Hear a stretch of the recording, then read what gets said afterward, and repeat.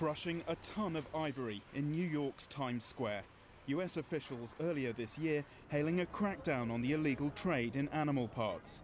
As a market for banned ivory, the United States ranks second, behind only China.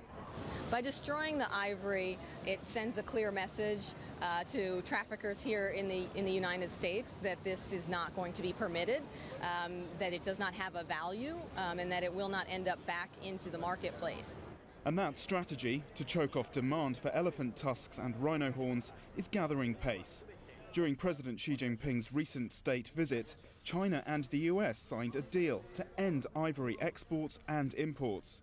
Just last week, China imposed a one-year ban on some ivory imports and has launched a massive campaign against the illegal domestic trade. And the situation couldn't be more pressing. Conservation experts say elephant and rhino poaching in Africa is at an all-time high. In just the past 3 years, nearly 130,000 elephants have been killed. That's over 100 per day. At this rate, children born this year, like my daughter Charlotte, will see the last wild elephants and rhinos die before their 25th birthdays. Britain's Prince William raised the issue on a recent visit to China. He said the world's biggest ivory market could also be its most effective weapon.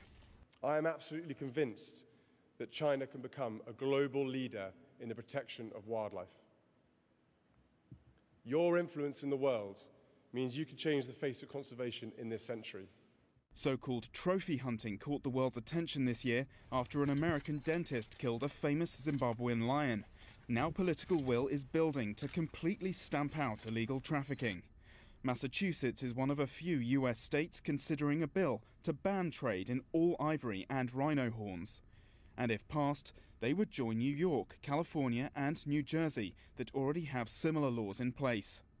For the animals they hope to save, the clock is ticking. Paul Barber, CCTV, Washington.